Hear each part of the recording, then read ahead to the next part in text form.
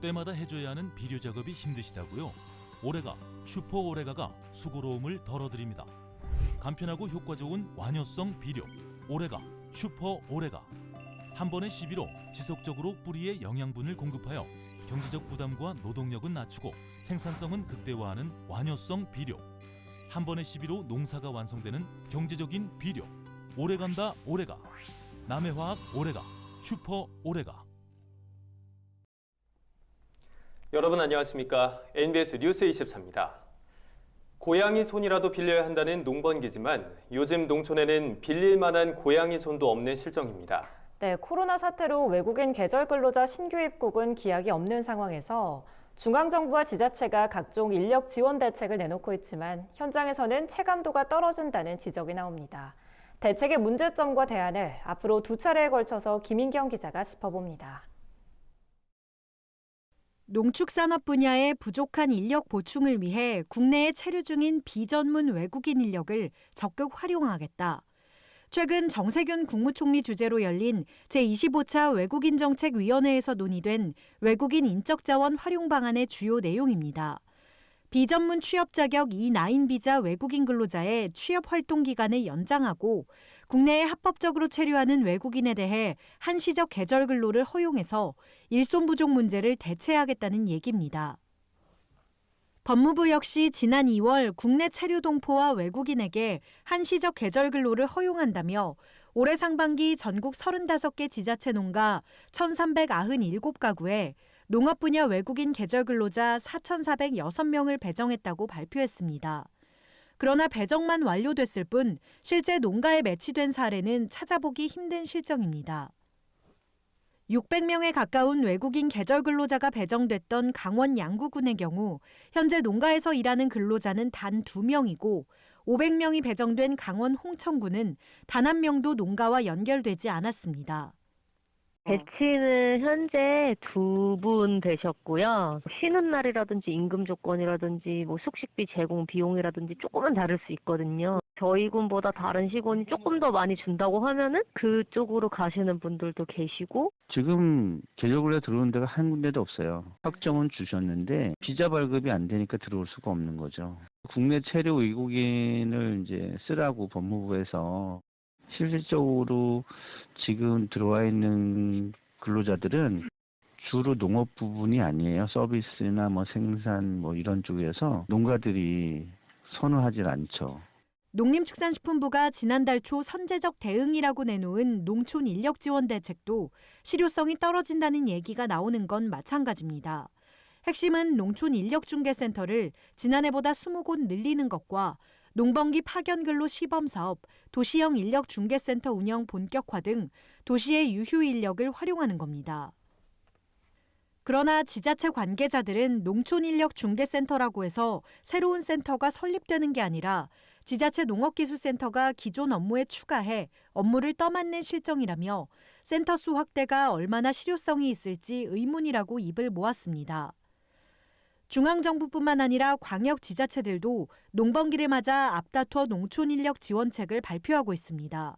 충청북도, 강원도 등은 대학생 농촌인력 지원단을 핵심 대책으로 내놨습니다. 과거 자원봉사 활동에 그쳤던 것에서 벗어나 농작업을 학점과 연계하거나 대학생에게 일당을 지급하도록 해 농가와 대학생의 상생을 도모한다는 계획입니다. 그러나 현장의 반응은 다릅니다.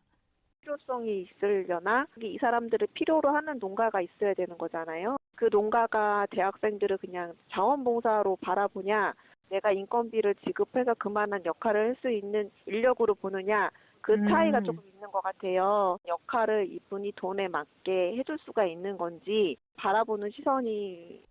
코로나 사태로 지난해부터 농촌 인력 수급 문제가 심화된 데 이어 올 농번기에는 정점을 찍을 것이란 전망이 나옵니다. 전문가들은 기존 대책의 규모를 조금씩 늘리는 땜질식 처방에 그칠 것이 아니라 농촌 인력 지원을 보는 시각 자체를 다르게 할 필요가 있다고 조언합니다. NBS 뉴스 김인경입니다. 2020년 기준 국토 면적은 전년보다 11.3제곱킬로미터 증가했지만 경지 면적은 오히려 90제곱킬로미터 감소한 것으로 나타났습니다. 우리나라 식량 생산 기반인 농지가 계속해서 감소하고 있는 건데요. 수많은 농지가 도로나 대지로 전용됐기 때문입니다. 강창호 기자가 보도합니다. 국토부의 2021년 지적통계연보에 따르면 2020년 말 기준 전국의 논과 밭 등 경지 면적은 18,654제곱킬로미터를 기록했습니다. 2019년 말에 비해 총 90제곱킬로미터가 줄어든 겁니다. 줄어든 경지 규모는 여의도 면적 2.9제곱킬로미터에 약 31배에 달하는 크기입니다. 임야 면적은 63,558제곱킬로미터로 같은 기간 77제곱킬로미터 감소했습니다. 농사를 지을 수 있는 땅이 줄어들고 있는 겁니다. 이에 비해 2020년 말 기준 대지와 도로 면적은 3,243제곱킬로미터, 3,386제곱킬로미터를 기록했습니다. 지난 1년 동안 평균 43.5제곱킬로미터 증가했습니다. 특히 경지 면적 감소세가 심각한 수준입니다. 2011년 경지 면적 19,617제곱킬로미터와 비교하면 4.9%인 963제곱킬로미터가 감소했습니다. 여의도 면적의 332배에 달합니다. 대지, 공장 용지 등 생활 기반 시설은 같은 기간 885제곱킬로미터가 늘었고 도로 등 교통 기반 시설은 573제곱킬로미터가 늘었습니다. 도로 같은 거, 고속도로나 철도 같은 거 뚫리면은 좀 많이 바뀌잖아요. 그러니까 농지가 줄었습니다. 국토부 지적통계는 매년 12월 31일 기준 지적 정보를 기초로 행정구역별, 지목별, 소유 구분별 면적과 필지수를 담아 발표됩니다.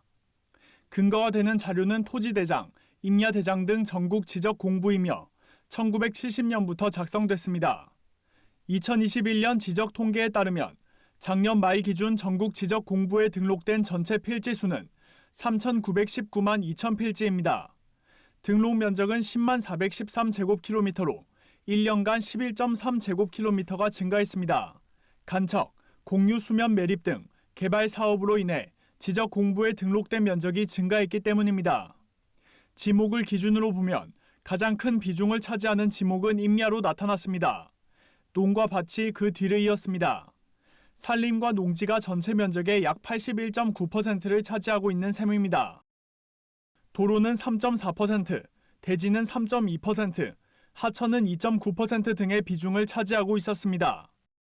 소유 구분별로 보면 최근 10년간 국공유지 및 법인 소유 토지 면적은 증가한 반면 개인 소유 토지 면적은 감소한 것으로 나타났습니다. MBS 뉴스 강창호입니다. 최근 정부가 농지 투기를 방지하기 위한 농지관리 개선 방안을 발표했습니다. 이후 세부적인 시행 방안이나 실효성에 대한 의문으로 설왕설래가 이어지고 있는데요. 이에 농림축산식품부는 논란이 불거진 사안을 중심으로 향후 추진 계획과 보완 사항 등을 제시했습니다. 손현진 기자입니다. 지난달 29일 정부가 농지 투기를 막기 위해 발표한 농지관리 개선 방안에 대해 논란이 일고 있습니다. 아직 세부적인 시행 방안이 알려지지 않은 데다 이번 대책의 파급 효과에 대한 우려도 잇따르고 있기 때문입니다. 이에 농림축산식품부는 5일 정부 세종청사에서 기자들과 만나 농지 투기 근절 방안에 대한 세부 계획과 보완 사항 등을 설명했습니다. 앞서 정부가 발표한 개선 방안의 골자는 농지 취득을 위한 농업경영계획서에 영농 경력을 필수 기재하도록 하고 농지 취득을 객관적으로 심사할 농지위원회를 신설하는 내용입니다. 영농 경력이 의무 기재 사항이 되면서 농업 경력이 없는 귀농인 등에게 진입 장벽으로 작용하는 게 아니냐는 지적이 있었습니다. 이에 대해 농식품부는 새롭게 농지를 취득하려는 농민은 영농 경력을 기재하지 않아도 된다고 설명했습니다. 다만 농지 취득이 경영 목적인지 투기 목적인지 구분하기 위해 농지위원회를 통해 심사를 받아야 한다고 덧붙였습니다. 농지 취득 심사를 담당할 농지위원회 구성도 보다 구체적으로 제시됐습니다. 전국 시군 읍면에 설치하는 것을 원칙으로 하되 위원회당 10명에서 20명 규모로 구성한다는 방침입니다. 위원회 구성으로는 지역 농민과 시민단체, 전문가 등을 포함해 심사의 전문성과 객관성을 높이겠다고 강조했습니다.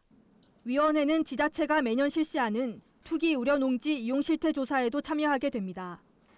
이번 대책 추진으로 농지 거래가 위축되지 않겠느냐는 우려에 대해 농식품부는 투기 목적의 농지 취득을 막으면 실소유자 중심의 농지 거래가 오히려 활성화될 수 있을 것이라고 답했습니다. 영농 목적의 농지 가격이 하락할 가능성에 대비해 현장과 소통하며 대책을 추진하겠다고 밝혔습니다. MBS 뉴스 손현진입니다. 농촌 지역도 보다 촘촘한 5G망을 갖게 될 전망입니다. 통신 인프라 부족으로 도농 간 디지털 격차가 계속 벌어지고 있다는 지적이 잇따르자 정부가 보다 촘촘한 5G 네트워크를 구축하기로 한 건데요. 이동통신사가 각자 지역을 나눠 네트워크를 구축할 예정이어서 비용 부담도 크게 줄고 구축 속도도 빨라질 것으로 보입니다. 남수지 기자입니다. 세계 최초 5G 상용화 이후 2년이 지난 지금 국내 5G 사업은 가입자 수 1,300만 명을 넘었고 기술력도 세계적인 수준으로 손꼽히고 있습니다. 정부에서도 5G 네트워크에 꾸준한 투자를 이어가면서 기지국도 지난 1월까지를 기준으로 약 17만 개를 달성했습니다. 하지만 통신 기반 인프라의 차이로 인해 농촌은 여전히 통신 오지라는 평을 받고 있습니다. 5G 기지국이 도시를 중심으로 개발되고 있기 때문입니다. 과학기술정보통신부에 따르면 지난해까지 5G 기지국은 서울을 비롯한 6대 광역시를 중심으로 구축됐습니다. 최근 코로나19의 확산으로 온라인 판로가 주를 이루고 스마트팜 등 미래농업의 주축으로 디지털 농업, 기계화 농업이 주목받고 있는 상황. 농촌 자체는 디지털화가 진행 중인데 도농 간 디지털 기반 격차는 계속 커지고 있다는 목소리가 나옵니다. 이에 정부가 5G 전국망 구축에 팔을 걷어붙였습니다. 농어촌 지역 어디에서나 5G 통신망을 쓸 수 있도록 2022년까지 통신사 간 로밍을 추진해 5G 접근성을 강화한다는 겁니다. 이동통신사들은 네트워크 공동 이용 방안을 4월 중으로 마련해 보다 촘촘한 농어촌 5G 네트워크 구축에 앞장설 방침입니다. 이동통신사들이 함께 5G망을 확보하되 특정 지역을 나눠서 설치해 비용 부담을 줄이겠다는 겁니다. 농촌에도 지금 적극적으로 깔려고 좀 하고 있고요. 통신 3사가 공동으로 망을 구축해서 농촌망에서도 5G를 이용할 수 있도록 준비 중에 있습니다. 특정 지역을 나눠서 깔기 때문에 비용 부담을 크게 안 들이고도 빨리 구축할 수 있는 장점이 있죠. 이와 함께 정부는 기업들의 5G 투자 유치를 위해 다양한 혜택을 제공하기로 했습니다. 5G 투자 시 세 공제율을 기존 최대 2%에서 3%까지 상향하고 등록 면허세도 최대 50%까지 감면할 예정입니다. MBS 뉴스 남수지입니다. 올해 1분기 우리나라 농식품 수출액이 역대 최고 실적을 달성했습니다. 코로나19로 변화한 소비와 유통 환경에 맞춰 농식품 업계와 정부가 힘을 합친 결과입니다. 보도에 김진희 기자입니다. 올해 1분기 우리나라 농식품 수출액은 19억 8,100만 달러, 우리나라 돈으로 약 2조 2,347억 원으로 집계됐습니다. 전년 동기 대비 13.7%가 증가한 수치이며 역대 최고 실적입니다. 코로나19로 인해 전 세계인들의 건강식품과 가정식에 대한 관심이 커지며 신선 농산물 수치는 지난해보다 9.3% 증가했고 가공식품은 14.7% 증가했습니다. 김치와 인삼이 건강에 도움이 된다는 인식이 확산되며 김치와 인삼 수출액은 각각 지난해보다 54.4%, 9.6% 증대됐습니다. 특히 김치는 미국에서 월마트, 코스트코 등 대형 유통 매장에 새로 입점하며 수출액이 크게 증가했습니다. 과체류 또한 현지에 맞춘 품종 개발과 고품질의 안전한 농식품 생산체계 구축으로 수출이 증가했습니다. 딸기는 매향 금실 품종을 중심으로 꾸준히 인기를 얻으며 전년 동기 대비 29.2% 증가했습니다. 최근 높은 성장세를 보인 샤인머스켓은 중국과 베트남에서 프리미엄 과일로 인식되며 전년 동기 대비 49.7% 증가했습니다. 코로나19로 인해 달라진 소비 환경은 또 있습니다. 집에 있는 시간이 늘어나며 간편식인 라면과 장류 수출도 눈에 띄었습니다. 대표적인 간편식인 라면은 전년 동기 대비 18.9% 증가하며 꾸준히 성장세를 보이고 있는 품목입니다. 장류는 한식을 직접 요리해보려는 젊은 층의 확산과 매운 한국 소스를 사용한 제품의 수요 증가로 전년 동기 대비 17.1% 증가했습니다. 국가별로 살펴보면 일본을 제외하고 신남방 지역, 중국, 미국, 친북방 지역 모두 두 자릿수의 높은 성장률을 보였습니다. 신남방 지역은 전체 수출액의 23.1%를 차지할 만큼 지난해에 이어 올해도 최대 수출 시장으로 자리매김했습니다. 반면 일본은 외식업계의 단축 영업 등의 조치로 전체적인 소비가 줄어 우리나라 농식품 수출이 감소했습니다. 대면과 비대면을 혼합해서 그 국가별, 그 품목별 특성에 맞는 그런 홍보 마케팅을 이제 하려고 하는 겁니다. 온라인으로 바이어와 수출 상담회를 작년부터 지금 이제 계속 지속적으로 하고 있는 상황입니다. 현지 국가의 유명한 인플루언서를 통해서 해당 제품에 대한 이제 그런 노출을 확대하고 홍보를 하는. 농식품부는 하반기에도 변화하는 코로나 상황에 맞춰 품목별 및 국가별 특성을 고려한 맞춤형 홍보 마케팅을 추진해 나가겠다고 밝혔습니다. MBS 뉴스 김진입니다. 행운의 상징인 네잎클로버가 식용채소로 인기를 끌고 있습니다. 코로나19로 반복되는 집밥에 지친 사람들이 이색 식재료로 눈을 돌리고 있기 때문입니다. 그런데 희귀한 네잎클로버를 어떻게 안정적으로 공급할 수 있을까요? 그 배경에는 끊임없이 품종 개량에 노력한 국내 유일의 네잎클로버 농부가 있습니다. 김하은 기자입니다. 행운을 가져다 준다는 네잎클로버. 이 네잎클로버가 식용채소로 인기를 끌고 있다는데요. 최근엔 대형마트뿐만 아니라 온라인에서도 구매할 수 있을 정도로 대중화가 됐습니다. 네잎클로버는 전 세계 사람들이 남녀노소 누구나 불문하고 다 좋아해요. 식용으로 이제 사용하기 위해서 제가 음식이나 커피, 음료 그런 데서 데코레이션을 해서 제가 인터넷상으로서 이렇게 많이 홍보를 했어요. 경기도 과천시의 한 농장.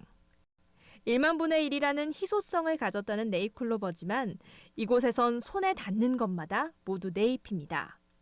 이 네잎클로버는 홍인현 대표가 세계 최초로 직접 개량하고 대량 생산에 성공한 순수 국내 품종입니다. 전 세계 사람들이 누구나 좋아하기 때문에 네잎클로버가 돋아나는 식물을 개발하면 농가소득에도 기여할 수 있고 수출도 가능할 것 같아서 네잎클로버를 개발하게 됐습니다. 네잎클로버만 자라는 종자를 만들기 위해 홍인현 대표는 세잎클로버에서 자연 변이된 네잎클로버를 잘라서 땅에 심는 방식으로 개량을 시작했는데요. 5년의 연구 끝에 세계 최초로 유전자 변형과 방사선 사용 없이 선발 6종 방식으로 네잎클로버만 자라는 품종을 개량할 수 있었습니다. 그 후 국립종자원에 품종 등록을 요청해 2년간 작물 시험을 거쳐 품종으로 등록했습니다. 뿐만 아니라 외국에서 클로버를 식용으로 사용하는 것에 아이디어를 얻어 식품의약품안전처로부터 식용 가능 품목으로 인증도 받았습니다. 건조 중량 100g 중에 30g이 다 단백질로 되어 있습니다. 그리고 필수 미네랄 중에서도 칼슘, 마그네슘, 아연, 망간 등 우리 몸에 필요한 요소들이 굉장히 많이 들어있고요. 네잎클로버가 올려진 음료가 SNS를 통해 선풍적인 인기를 끌자 그 후 시장의 반응은 저절로 따라왔습니다. 이 농장에서 매일 생산되는 네잎클로버는 약 15만 장인데요. 현재는 호텔, 대형 커피숍, 국내 유명 마트뿐 아니라 온라인 마켓에도 입점돼 더욱 손쉽게 구매할 수 있게 됐습니다. 수능일 때부터 시작해서 연말 연시 이때 많이 팔리고 어버이날까지. 살아있는 네잎클로버를 그대로 분에 담아 파는 분화뿐 아니라 요리에 사용할 수 있는 네잎클로버 분말 가공품을 비롯해 책갈피나 액자 등 다양한 상품도 개발해 판매 중입니다. 홍인현 대표는 네잎클로버를 이용해 세계 시장에 진출할 계획이라는데요. 네잎클로버는 밀봉한 상태에서 3에서 5도로 냉장하면 1개월은 충분히 보관이 가능하기 때문입니다. 네잎클로버는 미국에 수출이 가능한 식물이기 때문에 수출이 가능합니다. 다만 그게 환경적으로 위생적으로 문제가 없으면 가능하기 때문에 거기에 대한 서류를 보내달라고 했습니다. 그래서 준비를 하는 과정에 코로나 때문에 모든 게 중단이 되었어요. 그래서 차후에 코로나가 좀 안정되면 그때는 본격적으로 미국 수출을 진행할 겁니다.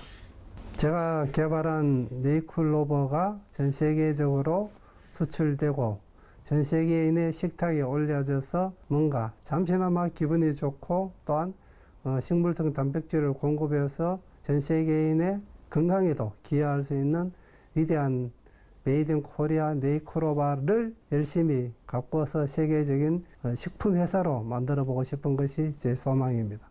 MBS 뉴스 김하은입니다. 다음은 간추린 뉴스입니다. 이성희 농협중앙회장은 5일 경기 평택시 죽백동의 배농가를 방문해 과수화상병 대응 현황을 점검했습니다. 이 회장은 농가들로부터 개화기 저온 피해 등 과수 재배 관련 현장 의견을 청취하고 과수화상병 확산 방지를 위해 예찰과 예방에 만전을 기해줄 것을 당부했습니다. 이어 평택 원예농협에서 열린 농정 간담회에서는 평택 관내 농협조합장들과 농업농촌 현안에 대한 의견을 교환했습니다. 이 회장은 과수화상병과 저온 피해는 봄철 개화기와 생육 초기 과수농가에게 심각한 피해를 준다며 농협이 피해 예방과 확산 방지에 앞장서겠다고 밝혔습니다. 한편 이날 이 회장은 제76회 식목일을 맞아 농협 경기 안성교육원을 찾아 나무 심기 행사를 실시했습니다. 함께하는 100년 농협, 그 희망을 심다란 슬로건으로 열린 이번 행사에는 농협 임직원과 지난해 12월 농협중앙회와 계열사에 입사한 신규 직원 50여 명이 참석했습니다. 강원도가 축산업 등록제에 참여한 축산농가 및 법인을 대상으로 농가 사료 직거래 활성화 자금 107억 원을 융자 지원합니다. 미등록 농가는 등록 후 신청이 가능하며 한유구 낙농, 양돈 양계 오리의 경우 최대 6억 원, 기타 가축의 경우 9천만 원까지 지원됩니다. 지원 조건은 융자 100%, 금리 1.8%, 2년 일시 상환으로 신규 사료 구매와 기존 사료 외상 금액 상환 용도로 지원됩니다. 사료 구매 자금을 지원받고자 하는 축산농가는 읍면동 및 시군을 통해 신청 가능하며 시군 확인 절차를 거쳐 대상자 선정 추천을 받아 지역 농축협에 대출을 신청하면 됩니다. 저희가 준비한 소식은 여기까지입니다. NBS 뉴스 24 마칩니다. 함께해 주신 여러분 고맙습니다.